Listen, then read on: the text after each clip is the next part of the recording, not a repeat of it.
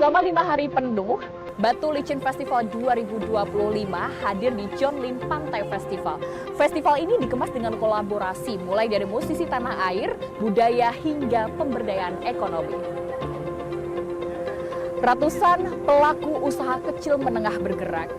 Wisatawan meningkat menunjukkan bahwa Badfest bukan hanya sekedar festival musik, tetapi mesin pertumbuhan ekonomi tanah bumbu.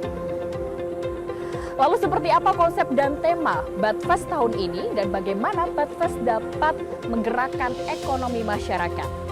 Ikuti perjalanan saya di Batu Licin Festival untuk Indonesia.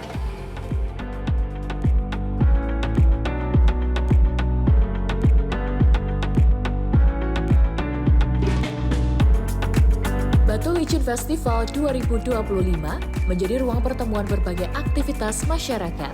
Tidak hanya hiburan musik, Badfest juga menghadirkan kegiatan budaya, ekonomi, hingga sosial dalam satu rangkaian acara. Badfest berlangsung selama 5 hari pada 27 hingga 31 Desember, menutup tahun 2025 menuju detik-detik pergantian tahun baru 2026.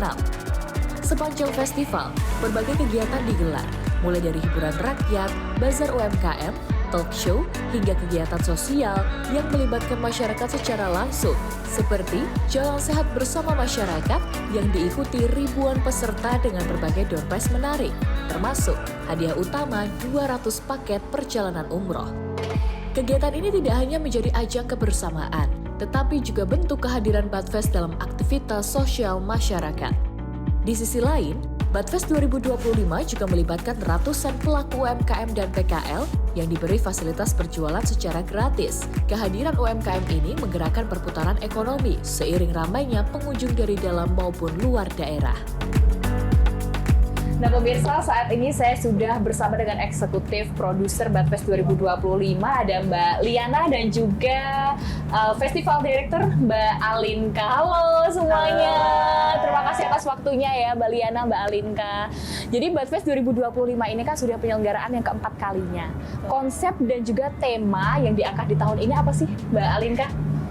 Konsepnya yang tahun ini kita seperti tahun-tahun sebelumnya kita memadukan antara festival musik dan juga UMKM ya. Jadi bukan hanya acara musik aja nih yang kita bikin, tapi juga untuk perekonomiannya di sekitar Kabupaten Tanah Bumbu ini tuh kita bantu untuk menaikkan perekonomian dari masyarakat sekitar. Oke, jadi ada semangat dan nilai utama yang ingin dibawa ini seperti apa Mbak Liana di Badfest kali ini? Sebenarnya sih nilai utamanya tujuannya tuh kita pengen membantu para UMKM kan mereka tuh pembisnis kecil kan. Di sini tuh mostly yang jualan tuh memang jualan makanan ya Mbak ya. Oke. Jadi kita coba bantu mereka dengan kita bikin festival sebesar ini dan gratis juga gitu kan. Festivalnya gratis. Jadi sering banget dari tahun pertama tuh kita selalu dapat feedback, mereka selalu berterima kasih banget karena pendapatan mereka tuh sampai berkali-kali lipat gitu setiap harinya. Dan ini kan eventnya kita adain selama 5 hari, sorry 5 tahun. Selama 5 hari. Terus juga Mungkin bisa lebih dikenal kali ya, jadi UMKM-nya dengan dia sebagai bahan promo lah gitu. Selain UMKM ini kan juga ternyata ada festival musik yang paling ditunggu-tunggu nih sama masyarakat di Kabupaten Tanah Bumbu dan sekitarnya ya. Dan juga mengangkat ada artis-artis atau band yang asalnya dari Batu Licin juga. Nah, apa sih yang mau dikenalkan lewat band-band asal Batu Licin ini, Mbak Alinka? Kita sebenarnya kayak memberi panggung lah, memberi panggung untuk mereka bisa merasakan satu panggung sama band-band nasional. Jadi mereka bisa punya pengalaman, nantinya mereka mungkin bisa punya jenjang lah selanjutnya. Siapa tahu mereka bisa jadi artis nasional juga. Nah ini kita memberi batu loncatan buat mereka bisa jadi band-band nasional. Nah, kenapa menaruh perhatian besar nih Mbak Liana terhadap UMKM, kemudian juga terhadap tadi band-band asal Batu Licin? Apa sih yang mau ditargetkan ke depannya? Ya kalau kita pengennya tuh terutama dari aku sendiri gitu. Kita pengen banget masyarakat Batu Licin ini maju.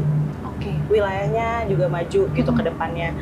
Jadi kalau misalkan semakin banyak orang mengenal seperti kayak band-band dari Batu Licin, mungkin kan mereka bisa yang tadi Mbak Inka bilang gitu, bisa menjadi batu loncatan mereka untuk bisa jadi naik ke nasional gitu, nggak cuma di daerah-daerah aja gitu kan. Tapi salah satu yang aku sendiri bangga karena orkestra bisa sampai di Batu Licin gitu. Mas Andi Rianto dan itu kita bangga banget ya kita bisa bawa kayak ini orkestra benar-benar terkonsep bagus, terus penyanyi juga bagus semua gitu kan.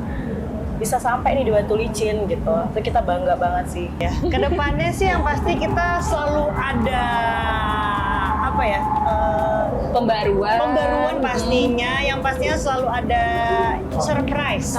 Surprise. Itu yang ditunggu-tunggu. Surprise selalu setiap tahunnya itu dalam waktu 5 hari kita selalu banyak ada surprise.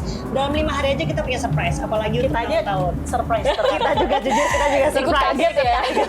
Gitu. Oke, ada tantangan nggak yang dihadapi mungkin agar tetap inklusif dan juga berkelanjutan?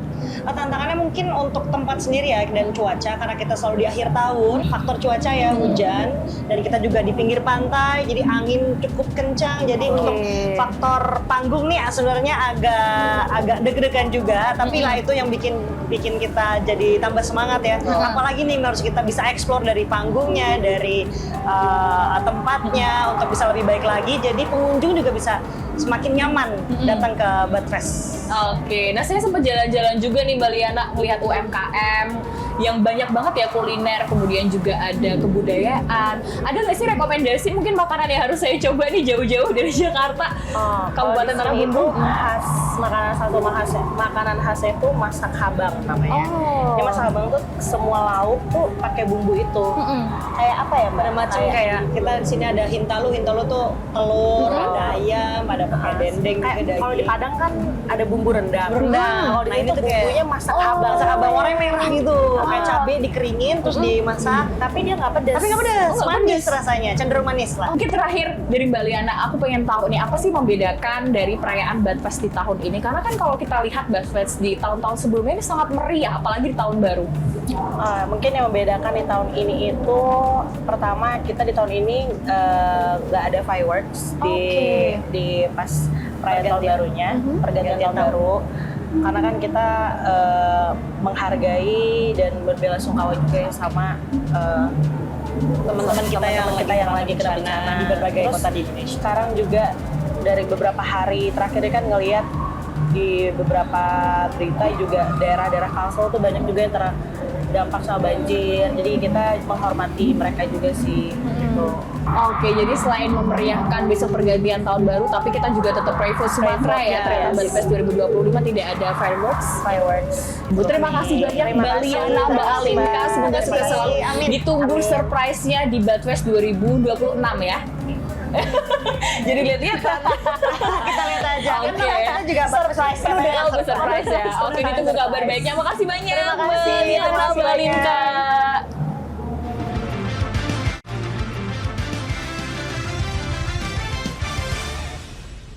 Didukung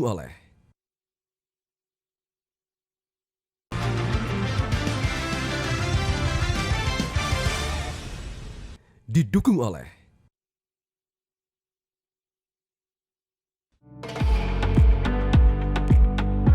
Ratusan UMKM dan PKL dipamerkan dan dipasarkan, mulai dari kuliner khas daerah, olahan makanan kreatif, produk fashion, hingga beragam hasil ekonomi kreatif lainnya. Nah pemirsa, saya habis nyobain salah satu produk UMKM Budfest 2025, ada keripik terong saga 9. Saya penasaran, saya pengen langsung kunjungi stand-nya, dan ada apa lagi ya kira-kira produk yang dijual di UMKM yang tergabung dalam Budfest 2025. Nah ini adalah tenannya pemirsa. Oh halo Ibu. Halo. Jadi Ibu yang jualan di sini ya Bu ya? Oke, boleh ngobrol-ngobrol sebentar Bu? Boleh. Nah, jadi saya habis nyobain salah satu produknya, ini adalah keripik terong saga 9. Ini kayaknya jarang ditemuin ya, Bu, kalau kita jajan di luar gitu. Ini adalah salah satu UMKM. Nah, jualan apa lagi sih, Bu, selain ada keripik terong saga ini? Banyak, ada sale pisang, ada bakpia. Oke, bakpia. Ada mahar, ada kaki naga ikan, ada pentol, ada pangsit, ada keripik singkong. Oke. Nah ini berarti salah satu tujuan dari Budfest ini kan memang untuk menggerakkan ekonomi ya Bu ya, dari warga sekitar begitu. Nah Ibu udah mulai join Budfest sendiri dari kapan Bu? Dari pertama. Oh dari tahun pertama Dari sampai tahun tahun pertama, keempat ini iya, ya. betul. Nah dari tahun pertama apakah ada jualan yang nambah lagi atau gimana? Ya pasti harus ada nambah. Juga menambah nilai ekonomi kita juga. Setelah ada Badfest, mereka kenal dengan produk kita. Oke, jadi itu salah satu dampak yang dirasakan Betul, juga. Baik, sangat. terima kasih banyak Ibu.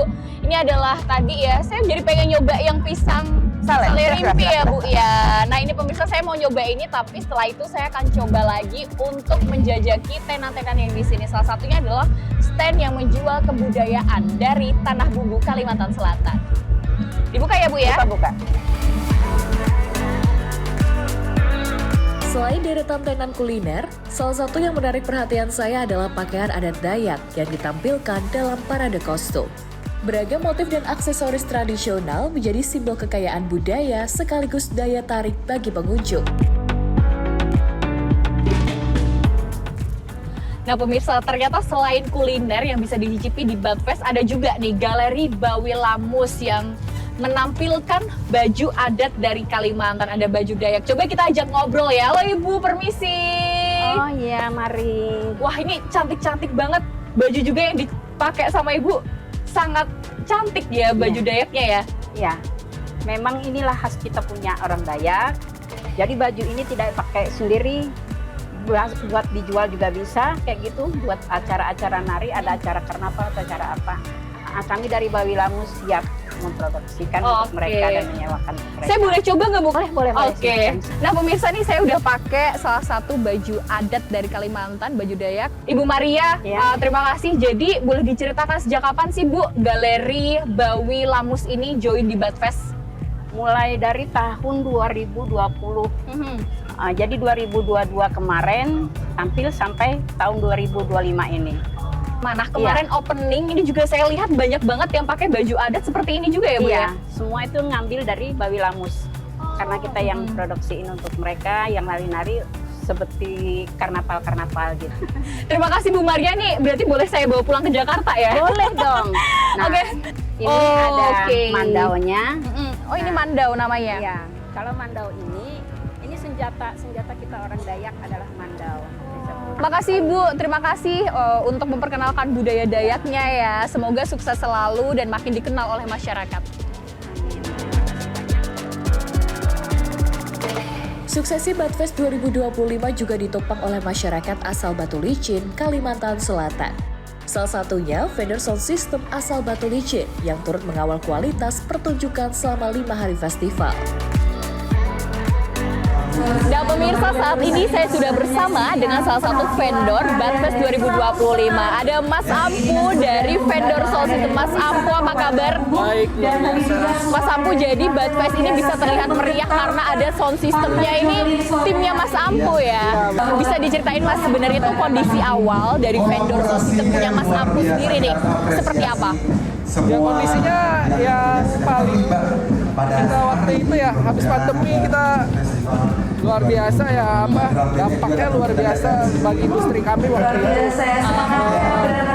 Karena barang waktu itu banyak yang nggak kita pakai, akhirnya ada beberapa yang rusak, yang butuh di maintenance.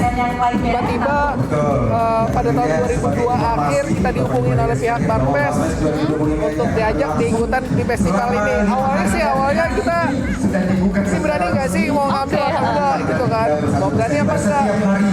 Cuman kapan lagi mau ngambil kesempatan ini kan? Dari sisi usaha Mas, dengan kondisi awal yang seperti itu, sekarang dampak yang dirasakan apa Mas? Dampak yang dirasakan luar biasa sih, yang jelas akhirnya nama GNB dikenal lebih luas lagi. Akhirnya yang dulu mungkin kita cuma kata orang jago kandang ya, cuma di Banjarmasin aja, Kalimantan. Akhirnya kita punya nama di luar, akhirnya kita bisa ekspansi keluar juga, diajakin terlibat di beberapa event nasional juga. Setiap Badfest itu pasti beda-beda konsepnya, jadi kita harus menyesuaikan, terus kita berusaha untuk mengikuti apa yang mereka inginkan kan. Oke, terima kasih banyak Mas Ampu. Semoga makin sukses ke depannya, makin banyak event internasional nanti yang dipegang sama timnya Mas Ampu ya.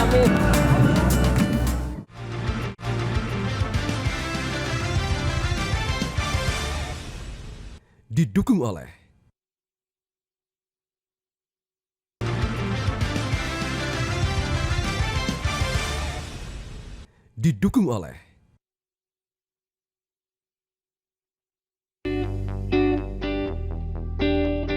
gemerlap panggung, penyelenggaraan Badfest juga didukung oleh tim di balik layar yang bertugas mengatur jalannya acara selama 5 hari. Show Direktur Inet Leimena berperan dalam menjaga alur pertunjukan, mengatur jadwal penampil, serta memastikan pergantian acara berjalan tepat waktu.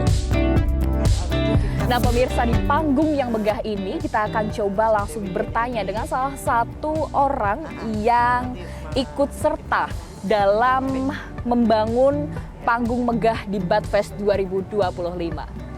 Halo, maaf mengganggu waktunya ini semuanya. Nah, pemirsa, ini adalah Mbak Inet Leimena, Show Director di Badfest 2025. Mbak, apa kabar Mbak? Sehat. Sehat ya Mbak ya. Nah, kita langsung ngobrol aja nih Mbak. Jadi udah berapa kali sih Mbak megang Badfest sendiri? Megang Badfest sendiri sih udah tahun ini adalah tahun keempat. Nah, yang membedakan nih dari tahun pertama, kedua, ketiga sampai tahun ini apa sih Mbak? Sebenarnya yang signifikan saya bedain panggungnya adalah 2 tahun pertama panggung kita ada di sana. Oke. Yang panggung ini adanya di sana, terus menghadapnya ke sana. Nah setelah 2 tahun itu ngelihat kok kalau penontonnya penuh, penontonnya ngebelok ke sana. Waktu saya mau pindahin ke sini saya tanya dulu gitu. Saya tanya kalau saya pindahin ke sini secara penonton enak karena dia tinggal lurus nontonnya. Tapi masalahnya harus kita pikirin belakang kita adalah laut. Jadi yang harus saya pikirin adalah gimana caranya secara sound, secara konstruksi itu aman. Dan ini adalah tahun kedua kita panggungnya sudah pindah. Di posternya pun ini udah banyak sekali artis ternama. Pemilihan artisnya ini seperti apa sih Mbak? Jadi sebenarnya kalau artis istilahnya di luar Kalimantan ini kita selalu mencoba untuk mengakomodir penonton yang sampai 80.000, 100.000 kan pasti berbeda ya gitu ya. Jadi sebenarnya kita maunya bahwa karena ini di Batu Licin, kita mau malah mengangkat mereka. Kita mencoba untuk membuat lebih kualitasnya lebih tinggi dan akhirnya mereka memacu di sini. Oh, gue harus lebih bagus dari band itu supaya tahun depan bisa ikut Badfest. Itu yang kita lagi pengen. Ini menjadi ajang mereka untuk lebih bagus dan lebih bagus gitu. Tahun keempat ini adalah menurut saya tahun prestasi ya, gitu bahwa semuanya tambah kesini semua udah tambah tahu harus ngapain, harus bagaimana gitu. Oke, nah kita akan tunggu nanti gimana kemeriahan apalagi di tahun baru ya Mbak Inet ya, dengan panggung yang megah, dengan artis-artis dan juga dengan artis lokal yang sangat-sangat bagus gitu ya penampilannya. Terima kasih Mbak Inet, semoga sukses selalu. Kita akan ketemu lagi ya Mbak ya. Badfest 2025 diwarnai penampilan dari beberapa artis ibu kota. Mulai dari Magenta Orkestra, Raisa, Liodra, King Nasar, Rizky Febian hingga EDXAK. Adapun band Wali selain juga mengajak penonton untuk berdoa bersama. Kita baca surat Al-Fatihah untuk saudara-saudara kita yang terkena musibah. Ya Allah, kuatkan mereka ya Allah. Berikan kesabaran ya Allah. Yang kehilangan harta benda ganti berlipat ganda ya Allah. Ya Allah, yang wafat jadikan syahid ya Allah. Selain itu, Badfest membawa warna musik daerah dan memberi ruang bagi kreativitas anak muda melalui penampilan apik band-band asal Batu Licin. Nah, di sore hari yang cerah ini saya habis nonton salah satu band asal Batu Licin, ada Senja Jingga. Halo. Wah, dengan genre pop ini tadi anak-anak muda kayaknya ikutan menikmati banget ya. Jadi udah berapa kali sih tampil Senja Jingga tampil di Badfest? Udah 2 kali ya? Iya, 2 kali. Ini yang kedua. Nah, dari kesempatan pertama berarti tahun 2024 akhir. 2024, kemudian diberi kesempatan lagi di tahun ini untuk tampil memeriahkan Badfest. Gimana sih perasaannya Mas tampil lagi di Badfest? Seneng banget. Tapi seneng ya karena ini festival terbesar ya.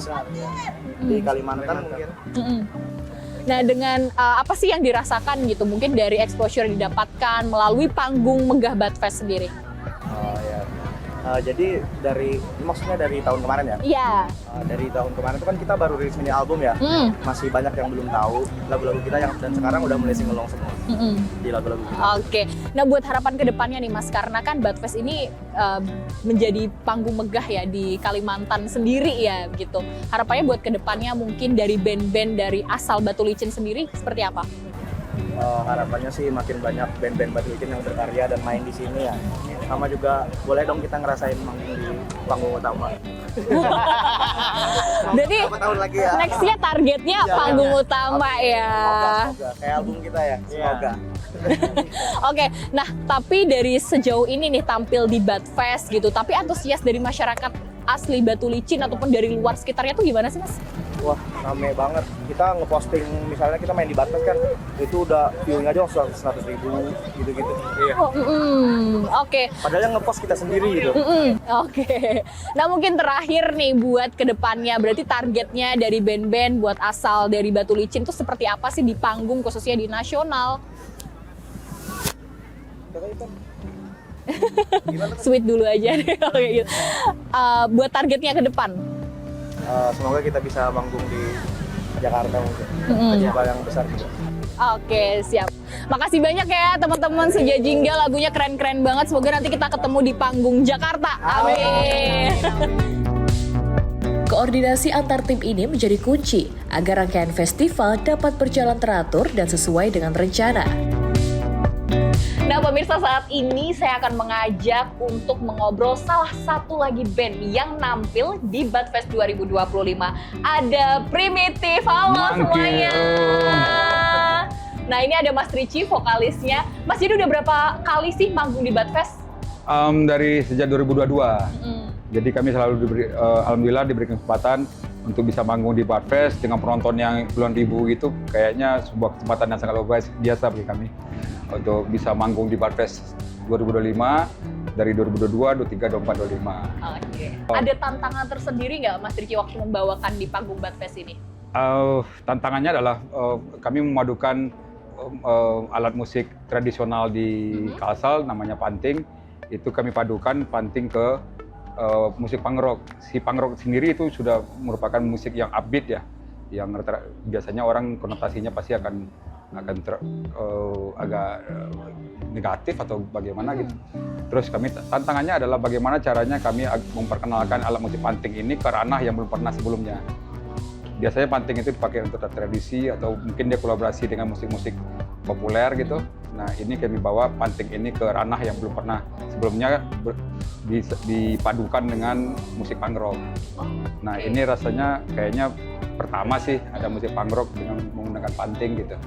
Tadi kalau lihat antusiasme dari Badfest ini kan sangat luar biasa ya Mas ya, dari masyarakatnya sendiri. Ada rasa nervous nggak sih waktu manggung gitu? Nervous pastilah. Kalau nervous itu kakak seleng aja masih nervous kok gitu. Apalagi kita gitu. Oke, kalau gitu ditunggu di Jakarta dan di kota-kota lainnya nih buat Primitif. Terima kasih, ya, sukses selalu. Terima kasih. Terima kasih banyak. Batu Licin Festival tidak hanya menggerakkan denyut nadi ekonomi daerah, tetapi juga membuka ruang kolaborasi antara hiburan, budaya, dan juga masyarakat. Dari panggung musik hingga lapak UMKM, Badfest menegaskan perannya sebagai agenda strategis yang memberikan dampak nyata bagi masyarakat Tanah Bumbu. Dari Batu Licin Festival untuk Indonesia.